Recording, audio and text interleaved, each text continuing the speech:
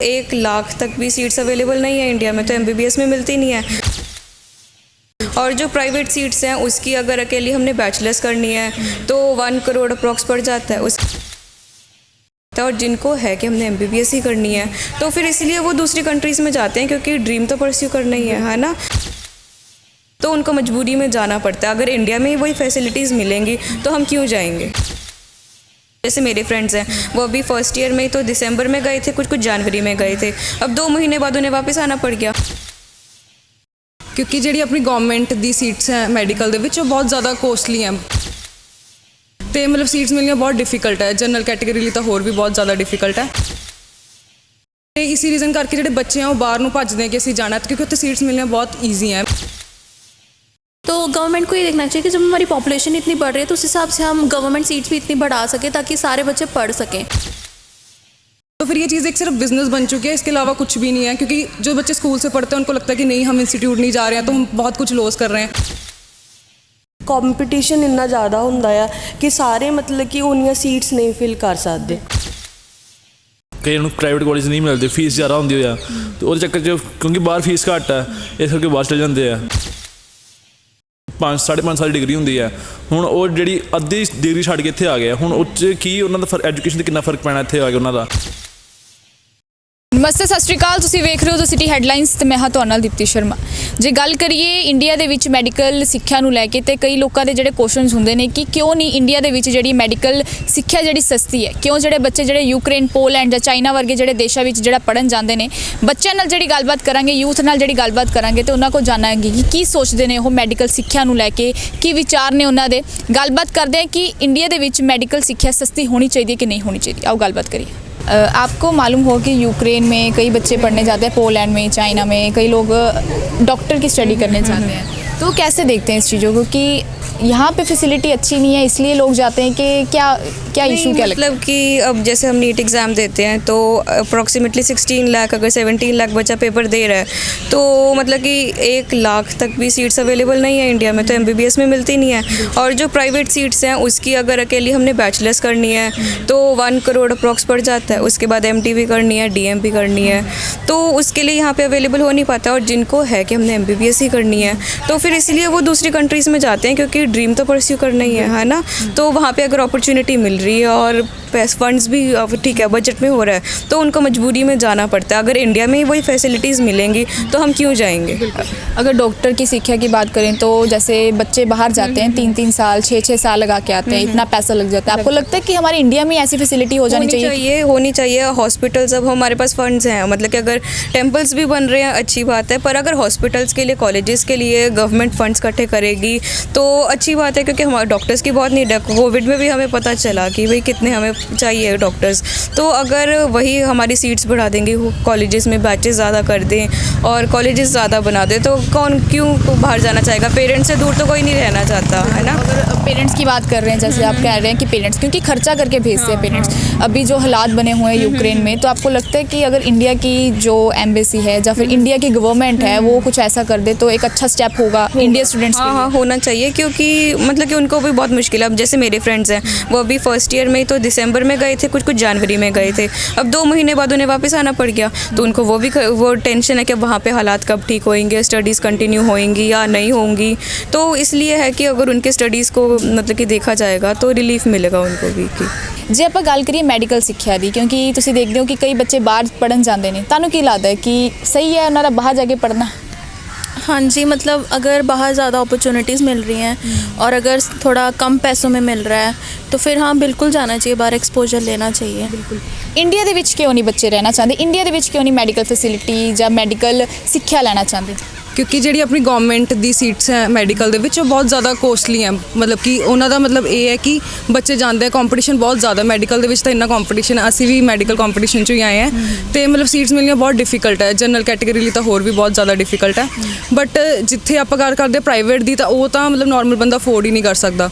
ਤੇ ਇਸੇ ਰੀਜ਼ਨ ਕਰਕੇ ਜਿਹੜੇ ਬੱਚੇ ਆ ਉਹ ਬਾਹਰ ਨੂੰ ਭੱਜਦੇ ਆ ਕਿ ਅਸੀਂ ਜਾਣਾ, ਕਿਉਂਕਿ ਉੱਥੇ ਸੀਟਸ ਮਿਲਣੀਆਂ ਬਹੁਤ ਈਜ਼ੀ ਹੈ। ਮੇਰਾ ਵੀ ਇੱਕ ਫਰੈਂਡ ਸੀਗਾ ਤੇ ਉਹ ਯੂਕਰੇਨ ਬਾਹਰ ਪੜ੍ਹਨ ਗਿਆ ਹੁਣ, ਤੇ ਉਹਨੇ MBBS ਕੀਤੀ ਹੈ ਤੇ ਬਹੁਤ ਜ਼ਿਆਦਾ ਐਵਰੇਜ ਤੋਂ ਵੀ ਘੱਟ ਬੱਚਾ ਸੀਗਾ, ਬਟ ਉਹਦੀ MBBS ਹੋ ਗਈ ਹੈ। ਤੇ ਮੈਂ ਮਤਲਬ ਉਹ ਤੋਂ ਕਈ ਜ਼ਿਆਦਾ ਠੀਕ ਸੀਗੀ, ਬਟ ਮੈਂ MBBS ਨਹੀਂ ਕਰ ਪਾਈ ਹੈ ਨਾ, BSc ਐਗਰੀਕਲਚਰ ਦੇ ਵਿੱਚ ਆ।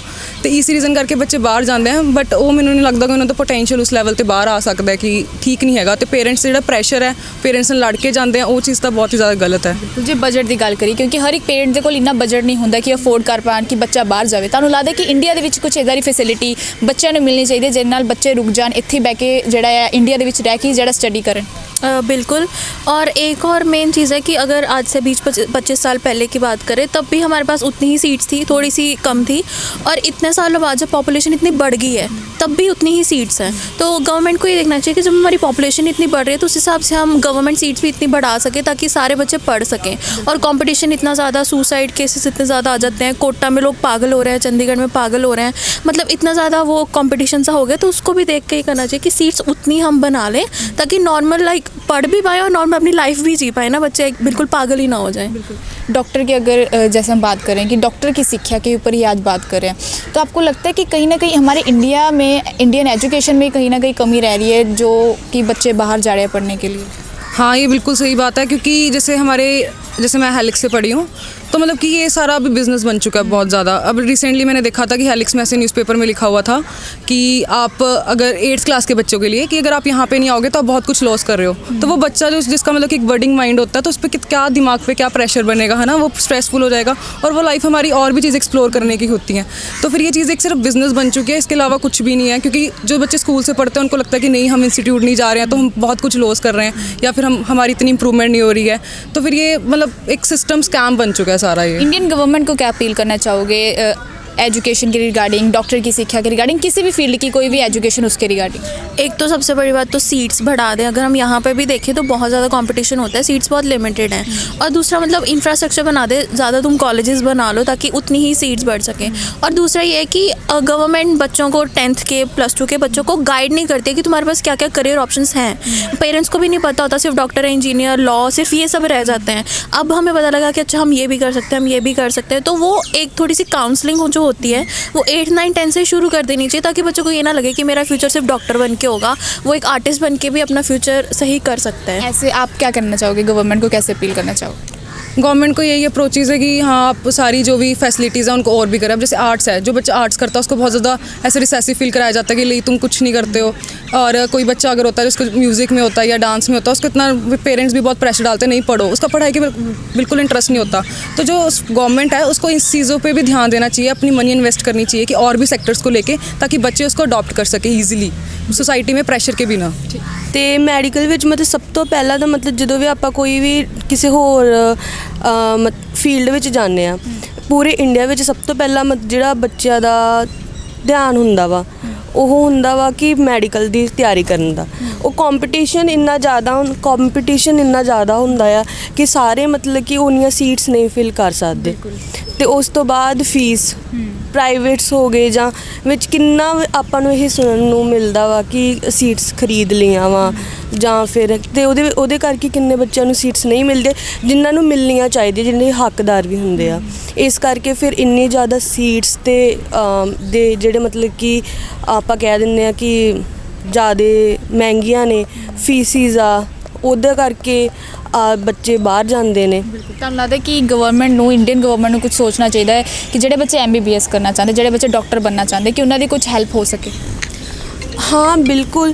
ਪਹਿਲੀ ਗੱਲ ਤਾਂ ਮਤਲਬ ਇੱਕ ਇਸ ਹਿਸਾਬ ਦਾ ਸਿਸਟਮ ਹੋਣਾ ਚਾਹੀਦਾ ਵਾ ਕਿ ਇੰਨਾ ਬੱਚਿਆਂ 'ਤੇ ਪ੍ਰੈਸ਼ਰ ਹੀ ਨਾ ਹੋਵੇ ਕਿ ਉਹਨਾਂ ਨੇ ਸਿਰਫ ਮੈਡੀਕਲ ਦੇ ਵਿੱਚ ਜਾਣਾ, ਮੈਡੀਕਲ ਦੇ ਵਿੱਚ ਹੀ ਉਹਨਾਂ ਨੇ ਫਸਟ ਸਟੈਪ ਆਪਣਾ ਚੁਣਨਾ ਵਾ।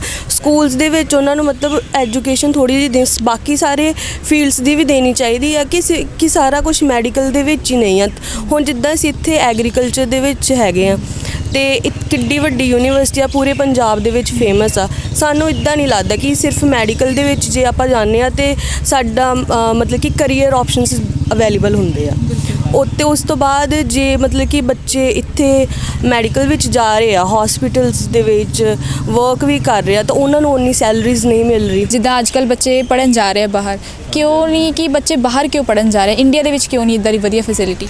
ਇੰਡੀਆ ਦੇ ਵਿੱਚ ਕਟ ਆਫ ਵਗੈਰਾ ਦਾ ਚੱਕਰ ਪੈ ਜਾਂਦਾ ਆ, ਜਿਹੜੇ 300 ਪਲੱਸ ਨੰਬਰ ਆਉਂਦੇ ਆ ਉਹਦੇ ਚੱਕਰ 'ਚ ਕਈਆਂ ਨੂੰ ਪ੍ਰਾਈਵੇਟ ਕਾਲਜ ਨਹੀਂ ਮਿਲਦੇ, ਫੀਸ ਜ਼ਿਆਦਾ ਹੁੰਦੀ ਆ, ਤੇ ਉਹਦੇ ਚੱਕਰ 'ਚ ਕਿਉਂਕਿ ਬਾਹਰ ਫੀਸ ਘੱਟ ਆ ਇਸ ਕਰਕੇ ਬਾਹਰ ਚਲੇ ਜਾਂਦੇ ਆ, ਤੇ ਉਹਨਾਂ ਨੂੰ ਨਾਲੇ ਜਿਹੜੀ ਐਜੂਕੇਸ਼ਨ ਜਿਹੜੀ ਉੱਥੇ ਵਧੀਆ ਮਿਲਦੀ ਪਈ ਘੱਟ ਪੈਸਿਆਂ 'ਚ। ਇੱਥੇ ਮਹਿੰਗੀ ਪੈਸੇ ਕਿ ਹਾਈ ਫੀਸ ਆ, ਪਰ ਐਜੂਕੇਸ਼ਨ ਲੈਵਲ ਫਿਰ ਥੋੜ੍ਹਾ ਹੀ ਰਹਿ ਜਾਂਦਾ, ਥੋੜ੍ਹਾ ਜਿਹਾ ਰਹਿ ਜਾਂਦਾ। ਤੁਹਾਨੂੰ ਨਹੀਂ ਲੱਗਦਾ ਕਿ ਜਿਹੜੇ ਬੱਚੇ ਬਾਹਰ ਪੜਨ ਜਾ ਰਹੇ ਨੇ MBBS ਕਰਨ ਜਾ ਰਹੇ ਨੇ ਉਹ ਇੰਡੀਆ ਚਾਹੁੰਦੇ ਨੇ, ਫਿਰ ਤਾਂ ਉਹਨਾਂ ਨੂੰ ਜਿਹੜੇ ਆ 3 ਸਾਲ ਦਾ ਕਰਨਾ ਪੈਂਦਾ? ਹਾਂਜੀ, ਉਹਨਾਂ ਨੂੰ ਇੱਥੇ ਆ ਕੇ ਟੈਸਟ ਦੇਣਾ ਪੈਂਦਾ ਪਹਿਲੇ।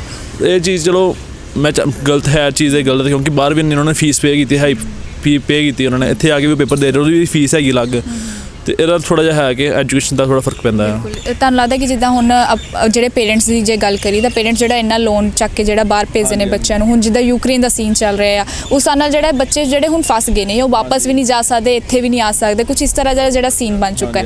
ਤੁਹਾਨੂੰ ਲੱਗਦਾ ਕਿ ਇੰਡੀਅਨ ਗਵਰਨਮੈਂਟ ਜਿਹੜੀ ਕੁਝ ਇੱਦਾਂ ਦੀ ਫੈਸਿਲਿਟੀ ਦੇਣੀ ਚਾਹੀਦੀ ਜਿਹਨਾਂ ਬੱਚਿਆਂ ਨੂੰ ਸੌਖਾ ਹੋ ਜਾਵੇ, ਪੇਰੈਂਟਸ ਨੂੰ ਜਿਹੜਾ ਪੜ੍ਹਾਉਣਾ ਸੌਖਾ ਹੋ ਜਾਵੇ? ਹਾਂਜੀ, ਹੁਣ ਉਹਨਾਂ ਕੀ ਹੋਇਆ ਕਿ ਜਿਹੜਾ ਕ੍ਰਾਈਸਿਸ ਉੱਥੇ ਹੋਇਆ ਕਿ ਉਹਦੇ ਨਾਲ ਐਜੂਕੇਸ਼ਨ 'ਤੇ ਇਫੈਕਟ ਪਿਆ ਉੱਥੇ, ਕਿਉਂਕਿ 5.5 ਸਾਲ ਡਿਗਰੀ ਹੁੰਦੀ ਹੈ, ਹੁਣ ਉਹ ਜਿਹੜੀ ਅੱਧੀ ਡਿਗਰੀ ਛੱਡ ਕੇ ਇੱਥੇ ਆ ਗਿਆ, ਹੁਣ ਉਹ 'ਚ ਕੀ ਉਹਨਾਂ ਦਾ ਐਜੂਕੇਸ਼ਨ 'ਤੇ ਕਿੰਨਾ ਫਰਕ ਪੈਣਾ ਇੱਥੇ ਆ ਕੇ, ਉਹਨਾਂ ਦਾ ਜੋ ਉਹਨਾਂ ਨੇ ਪੜ੍ਹਿਆ ਉੱਥੇ ਉਹ ਇੱਥੇ ਆ ਕੇ ਹੁਣ ਕਿਵੇਂ ਪੂਰਾ ਕਰਨਗੇ ਉਹ ਚੀਜ਼, ਤੇ ਉਹ ਥੋੜ੍ਹਾ ਜਿਹਾ ਫਰਕ ਪਏਗਾ। ਗਵਰਨਮੈਂਟ ਨੂੰ ਕੀ ਅਪੀਲ ਕਰਨਾ ਚਾਹੋਗੇ ਕਿ ਕਿੱਦਾਂ ਦੀ ਫੈਸਿਲਿਟੀ ਬੱਚਿਆਂ ਨੂੰ ਜਿਹੜੀ ਦੇਣੀ ਚਾਹੀਦੀ ਹੈ, ਕਿਸੇ ਵੀ ਫੀਲਡ ਦੇ ਹੋਣ, ਮੈਡੀਕਲ ਨਹੀਂ ਕਿਸੇ ਵੀ ਫੀਲਡ ਦੇ ਹੋਣ?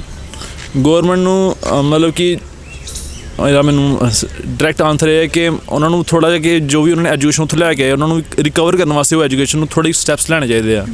ਹਾਂਜੀ, ਤੇ ਇਹ ਸੀਗੇ ਸਾਡੇ ਨਾਲ ਕੁਝ ਸਟੂਡੈਂਟਸ ਜਿਨ੍ਹਾਂ ਨੇ ਸਾਨੂੰ ਦੱਸਿਆ ਹੈ ਕਿ ਜਿਹੜੀ ਮੈਡੀਕਲ ਸਿੱਖਿਆ ਹੈ ਜਾਂ ਕੋਈ ਕਿਸੇ ਵੀ ਫੀਲਡ ਦੀ ਸਿੱਖਿਆ ਹੈ ਕਿ ਉਹਦੇ ਵਾਸਤੇ ਜਿਹੜੇ ਇੰਡੀਅਨ ਗਵਰਨਮੈਂਟ ਨੂੰ ਜਿਹੜੇ ਕੁਝ ਨਾ ਕੁਝ ਸਟੈਪਸ ਜਿਹੜੇ ਚੁੱਕਣੇ ਚਾਹੀਦੇ ਆ, ਫੀਸ ਦੇ ਵਿੱਚ ਜਿਹੜਾ ਆ ਡਿਕਲਾਈਨ ਕਰਨਾ ਚਾਹੀਦਾ ਹੈ, ਕਿ ਫੀਸ ਦੀ ਜਿਹੜੀ ਹੈ ਫੀਸ ਹੁੰਦੀ ਹੈ ਜਿਹੜੀ ਉਹਨੂੰ ਜਿਹੜਾ ਹੈ ਘਟਾ ਦੇਣਾ ਚਾਹੀਦਾ, ਕਿ ਜਿਹਦੇ ਨਾਲ ਜਿਹੜਾ ਬੱਚਿਆਂ ਨੂੰ ਸੌਖਾ ਹੋਵੇ, ਕਿ ਪੇਰੈਂਟਸ ਨੂੰ ਵੀ ਸੌਖਾ ਹੋਵੇ, ਕਿ ਬੱਚਿਆਂ ਨੂੰ ਜਿਹੜਾ ਆਪਾਂ ਇੰਡੀਆ 'ਚ ਰੱਖ ਕੇ ਜਿਹੜਾ ਪੜ੍ਹਾ ਸਕੀਏ। ਕੀ ਕਹਿਣਾ ਚਾਹੋਗੇ ਇਸ ਚੀਜ਼ ਤੋਂ? ਜ਼ਰੂਰ ਜਿਹੜਾ ਕਮੈਂਟ ਬਾਕਸ ਵਿੱਚ ਸ਼ੇਅਰ ਕਰਕੇ ਦੱਸਣਾ, ਤੇ ਇੱਦਾਂ ਹੋਰ ਨਵੇਂ ਅਪਡੇਟ ਵਾਸਤੇ ਜੁੜੇ ਰਹੋ ਸਿਟੀ ਹੈਡਲਾਈਨਸ। ਕੈਮਰਾਮੈਨ ਰੋਹਿਤ ਦੇ ਨਾਲ ਮੈਂ ਹਾਂ ਦੀਪਤੀ ਸ਼ਰਮਾ।